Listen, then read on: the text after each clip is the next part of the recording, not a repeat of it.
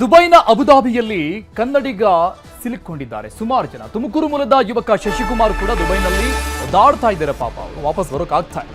ದುಬೈನ ಅಬುಧಾಬಿಯಲ್ಲಿ ಶಶಿಕುಮಾರ್ ಸಿಕ್ಕಾಕೊಂಡಿದ್ದಾರೆ. ತುಮಕೂರು ಜಿಲ್ಲೆ ಗುಬ್ಬಿ ತಾಲೂಕಿನ ಮುದ್ದಾಪುರದ ನಿವಾಸಿ. ಕಳೆದ 5-6 ವರ್ಷದಿಂದ ಇವರು ದುಬೈನಲ್ಲೇ ಇದ್ದಾರೆ. ಇಂತಹ ಸಿಚುವೇಶನ್ ಅಲ್ಲಿ ವಾಪಸ್ ಬರೋಕ್ಕಾಗ್ತಾ ಇಲ್ಲ ಅಂತ ಓಡಾಡ್ತಾ ಇದ್ದಾರೆ. ಇವರೊಬ್ಬರದಲ್ಲ, ತುಂಬಾ ಜನರ ಪರಿಸ್ಥಿತಿ ಇದೇ ಆಗಿದೆ. ಯಾಕಂದ್ರೆ ಏರ್ ಸ್ಟ್ರೈಕ್ ಆಗಿರೋದು, ಫ್ಲೈಟ್ಗಳೆಲ್ಲವೂ ಕೂಡ ಕ್ಯಾನ್ಸಲ್ ಆಗಿದೆ. ವಿಮಾನ ನಿಲ್ದಾಣಗಳಿಗೆ ಬೀಗ ಹಾಕ್ಬಿಟ್ಟಿದ್ದಾರೆ ಅಂತ ಪರಿಸ್ಥಿತಿ. ದುಬೈ ಪರಿಸ್ಥಿತಿ ಗೊತ್ತಾಗ್ತಾ ಇದ್ದಂಗೆ ಅವರ ತಂದೆ ವಿಡಿಯೋ ಕಾಲ್ ಮಾಡಿ ಅವರ ಆರೋಗ್ಯ ವಿಚಾರಿಸಿದ್ದಾರೆ, ಹೇಗಿದ್ದಾರೆ ಅಂತ ಪರಿಸ್ಥಿತಿಯನ್ನು ವಿಚಾರಿಸಿದ್ದಾರೆ. ಅವರ ತಂದೆ ಮಹದೇವಯ್ಯ ಮತ್ತು ಪತ್ನಿ ಗಗನ ಜೊತೆಗೆ ಮಾತುಕತೆ ನಡೆಸಿದ್ದಾರೆ. ಯುದ್ಧದ ಭೀತಿ ಇಲ್ಲ ಅಂತ ಧೈರ್ಯ ತುಂಬಿದ್ದಾರೆ ಶಶಿಕುಮಾರ್. ಫೆರಾರಿ ವರ್ಲ್ಡ್ ಕಂಪನಿಯಲ್ಲಿ ಟೆಕ್ನಿಷಿಯನ್ ಆಗಿ ಕೆಲಸ ಮಾಡ್ತಾ ಇದ್ದಾರೆ. ನ್ಯೂಸ್ 18 ಜೊತೆಗೆ ಶಶಿಕುಮಾರ್ ಅವರ ಪತ್ನಿ ಹಾಗೂ ತಂದೆ ಈ ವಿಚಾರಕ್ಕೆ ಸಂಬಂಧಪಟ್ಟಂಗೆ ಮಾತನಾಡಿದ್ದಾರೆ. ನಮಗೇನು ಗೊತ್ತಾಗಲ್ಲ. ನನ್ನ ಮಗ ಒಂದು 5 ವರ್ಷ ಆಯಿತು. ಶಶಿಕುಮಾರ್ ಅಂತ ಒಂದು 5 ವರ್ಷ ಆಯಿತು. 5 ವರ್ಷದಿಂದ ಏನು ಅವ್ನು ಹೋದಾಗ ಏನು ಇದಿರಲಿಲ್ಲ. ಆಮೇಲೆ ನಾವು ಬೆಳಗ್ಗೆ ಎದ್ದು ಇವೆಲ್ಲ ಹಿಂಗೆ ಆದಮೇಲೆ ಇದೇನಪ್ಪ ಅಂದು ಹಿಂಗೆ ಅಂದಾಗ ಫೋನ್ ಕಾಂಟ್ಯಾಕ್ಟಾಗಿದ್ದೀವಿ. ಫೆರಾರಿ ಕೆಲಸ ಮಾಡ್ತಾವನೆ. ದುಬೈಗೆ ಹೋಗಿ 5-6 ವರ್ಷ ಆಯಿತು. ದುಬೈಲಿ 1 ವರ್ಷ ಇದ್ದರು. ಆಮೇಲೆ ಅಂದ ಅಬುಧಾಬಿಗೆ ಹೋಗಿರಿ. ಭಯ ಆಗ್ತಾಯಿದೆ. ಆದರೆ ಅವನು ಸೇಫ್ ಆಗಿದ್ದೀನಿ, ಏನು ತೊಂದರೆ ಇಲ್ಲ ಅಂತ ಹೇಳ್ತಾವನೆ. ಎಲ್ಲ ಸೇಫ್ ಮಾಡೋರಿ ಏನು ತೊಂದರೆ ಇಲ್ಲ. ಎಲ್ಲ ಒಂದು ಕಡೆಗೆ ಒಂಚೂರು ಆಗ್ಬೋದು, ಅದು ನಮಗೇನು ಗೊತ್ತಾಗಲ್ಲ. ಇಲ್ಲೆಲ್ಲ ಚೆನ್ನಾಗಿದ್ದೀವಿ ಅಂತ ಹೇಳ್ತಾವನೆ. ವಿಡಿಯೋ ಕಾಲ್ ಮಾಡಿ ಹೇಳೋದು. ನೈಟ್ ಡ್ಯೂಟಿ ಹೋಗಿ ಮುಗಿಸ್ಕೊಂಡು ಮಲಗಿದ್ದಾರೆ.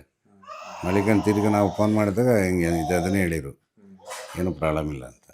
ಏನು ಆ ಥರ ತಚೂರಿ ಇಲ್ಲ ಅಂತ ಹೇಳಿದ್ರು. ಇಲ್ಲಿ ಬಾ ಅಂತ ಹೇಳಕ್ಕೆ ಅವರೇ ಬರ್ತೀವಿ ಅಂತ ಹೇಳಿ ಸೇಫಾಗಿರಿ, ಏನು ತೊಂದರೆ ಇಲ್ಲ ಅಂತ ಹೇಳ್ತಾರೆ. ಇಲ್ಲಿ ಯಾರೂ ಬಂದಿಲ್ಲ. ಇಲ್ಲಿ ಸಂಪರ್ಕ ಅವರಲ್ಲೇ ಒಂದು 5 ವರ್ಷದಿಂದಲೂ ಅಲ್ಲೇ ಇದ್ದಾರೆ. ಇವಾಗ ಒಂದು 15 ದಿವಸ ಆಯಿತು ಅವ್ರು ಹೋಗಿ. ಬೆಳಗ್ಗೆನೋ ಫೋನ್ ಮಾಡಿದ್ರು, ಅವರು ಆರಾಮಾಗಿದ್ದಾರೆ, ಅಲ್ಲಿ ಸೇಫಾಗಿ, ಏನು ಪ್ರಾಬ್ಲಮ್ ಇಲ್ಲ ಅಂತ ಹೇಳಿದ್ದಾರೆ. ಅವರು ಬಂದು ಅಬುಧಾಬಿಲಿ ಇರೋದು. ಅವರು ಫೆರಾರಿ ವರ್ಲ್ಡಲ್ಲಿ ಟೆಕ್ನಿಷಿಯನ್ ಆಗಿ ವರ್ಕ್ ಮಾಡ್ತಾ ಇದ್ದಾರೆ.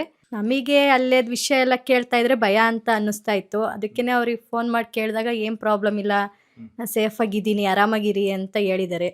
ಅಲ್ಲೇ ಅವ್ರ ಸರೌಂಡಿಂಗ್ ಏನು ಆ ಥರ ಕಂಡಿಲ್ಲ. ಅದೇ ದುಬೈನಲ್ಲಿ ಏನಾದರೂ ಆ ಥರ ಆಗಿದ್ರೆ ಆಗಿರ್ಬೋದೇನೋ. ಅಲ್ಲಿಗೆ ಒಂದು 2 ಅವರ್ ಜರ್ನಿ ಆಗುತ್ತೆ, ದುಬೈ ಟು ಅಬುಧಾಬಿ. ಅಬುಧಾಬಿಲಿ ಏನು ಸಮಸ್ಯೆ ಇಲ್ಲ. ಮತ್ತೇನು ಇವಾಗ ಬರೋ ಪ್ರಯತ್ನದಲ್ಲಿ ಏನಿಲ್ಲ, ಸೇಫಾಗಿದ್ದೀನಿ ಅಂತ ಹೇಳಿದ್ದಾರೆ.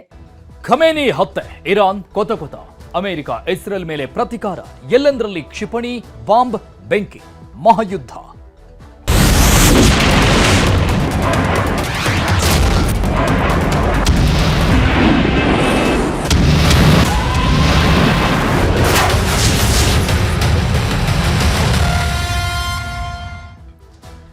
ಇರಾನ್ನಲ್ಲಿ ಆರ್ಭಟಿಸ್ತಾ ಇದೆ ಅಮೆರಿಕದ ವಾಯುಸೇನೆ. ಇಸ್ರೇಲ್ನ ಜೊತೆಗೆ ಕೂಡಿ ಇರಾನ್ನನ್ನ ಧ್ವಂಸ ಮಾಡ್ತಾ ಇದೆ ಅಮೆರಿಕ.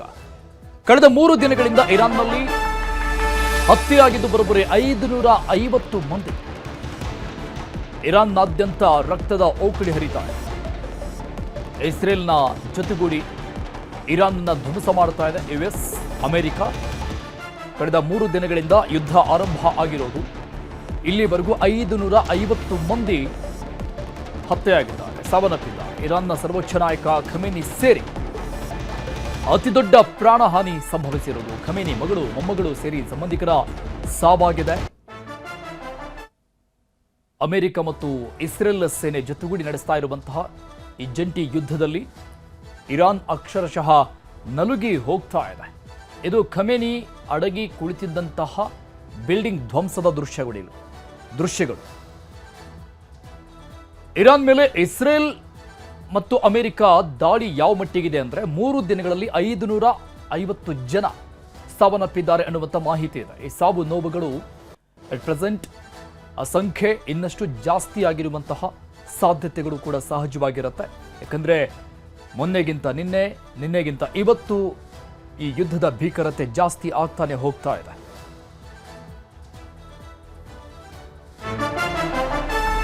ಖಮೇನಿ ಹತ್ಯೆ ಬಳಿಕ ಇರಾನ್ ಕೂಡ ಸುಮ್ಮನೆ ಕುಳಿತುಕೊಂಡಿಲ್ಲ. ರೊಚ್ಚಿಗೆದ್ದು ಕೌಂಟರ್ ಅಟ್ಯಾಕ್ ಮಾಡ್ತಾ ಇದೆ. ಇಸ್ರೇಲ್ ಸೇರಿದಂಗೆ ಅಮೆರಿಕದ ವಾಯು ನೆಲೆಗಳನ್ನ ಟಾರ್ಗೆಟ್ ಮಾಡಿ ಅಟ್ಯಾಕ್ ಮಾಡ್ತಾ ಇದೆ ಇರಾನ್ ಕೂಡ. ಕುವೈತ್ನ ಅಮೆರಿಕ ಸೇನಾ ನೆಲೆ ಮೇಲೆ ಇರಾನ್ನಿಂದ ದಾಳಿಯಾಗಿದೆ. ಸೇನಾ ನೆಲೆ ಮೇಲೆ ಮಿಲಿಟರಿ ಬೇಸ್ ಜೆರುಸಲೇಂ, ಅಬುದಾಬಿ, ಮನಾಮಾ, ದುಬೈ ಮೇಲೆ ದಾಳಿಯಾಗಿದೆ ಇರಾನ್ನಿಂದಲೂ ಕೂಡ. ಇಲ್ಲೆಲ್ಲ ಅಮೆರಿಕದ ಸೇನಾ ನೆಲೆಗಳನ್ನು ಸ್ಥಾಪನೆ ಮಾಡಿಕೊಳ್ಳಲಾಗಿದೆ. ದೋಹಾದಲ್ಲಿ ಪ್ರಬಲ ಸ್ಫೋಟದ ಸದ್ದು ಕೇಳಿದೆ. ಅಮೆರಿಕದ ವಾಯು ನೆಲೆಗಳನ್ನು ಗುರಿಯಾಗಿಸಿ ಇರಾನ್ ಕೂಡ ಅಟ್ಯಾಕ್ ಮಾಡ್ತಾ ಇದೆ. ಇದು ಕೌಂಟರ್ ಅಟ್ಯಾಕ್. ಈ ಮಧ್ಯದಲ್ಲಿ F-15 ವಿಮಾನವನ್ನ ಇರಾನ್ ಹೊಡೆದು ಉರುಳಿಸಿದೆ. ಅಮೆರಿಕ ಮೂಲದ F-15 ಫೈಟರ್ ಜೆಟ್ ಇದು. ಕುವೈತ್ನಲ್ಲಿ ಈ F-15 ವಿಮಾನ ಫೈಟರ್ ಜೆಟ್ ಹೊಡೆದು ಉರುಳಿಸಲಾಗಿದೆ. ಇರಾನ್ ಕಡೆಯಿಂದಲೂ ಕೂಡ F-15 ವಿಮಾನದಲ್ಲಿದ್ದಂಥ ಪೈಲಟ್ ಬಚಾವಾಗಿದ್ದ. ಈ ಫೈಟರ್ ಜೆಟ್ಗಳಲ್ಲಿ ಪ್ಯಾರಾಚೂಟ್ಗಳ ವ್ಯವಸ್ಥೆ ಇರುತ್ತೆ. ಬ್ಲಾಸ್ಟ್ ಆಗ್ತಾ ಇದ್ದಂಗೆ ಹೊರಗೆ ಬರ್ತಾರೆ ಪೈಲಟ್. ಅದೃಷ್ಟವಶಾತ್ ಪೈಲಟ್ ಪಾರಾಗಿರೋದು. F-15 ಅಮೆರಿಕದ ಫೈಟರ್ ಜೆಟ್ ಧ್ವಂಸಗೊಳಿಸಿದ ಇರಾನ್. ಈ ಬಗ್ಗೆ ಡೀಟೇಲ್ಸ್ ಕೊಡ್ತಾರೆ ನಮ್ಮ ಪ್ರತಿನಿಧಿ ರಾಘವೇಂದ್ರ ಗುಡಿ. ದೂರವಾಣಿ ಸಂಪರ್ಕದಲ್ಲಿದ್ದಾರೆ ನ್ಯೂಸ್ ಎಡಿಟರ್ ರಾಘವೇಂದ್ರ ಗುಡಿ. ಇವತ್ತಿನ ಈ ವಾತಾವರಣ ಕಳೆದ 2 ದಿನಗಳಿಂದ ನೋಡ್ತಾ ಇದ್ರೆ ಬಹಳಷ್ಟು ಭಿನ್ನವಾಗಿದೆ ಮತ್ತು ಭೀಕರವಾಗಿ ಕಾಣಿಸ್ತಾ ಇದೆ.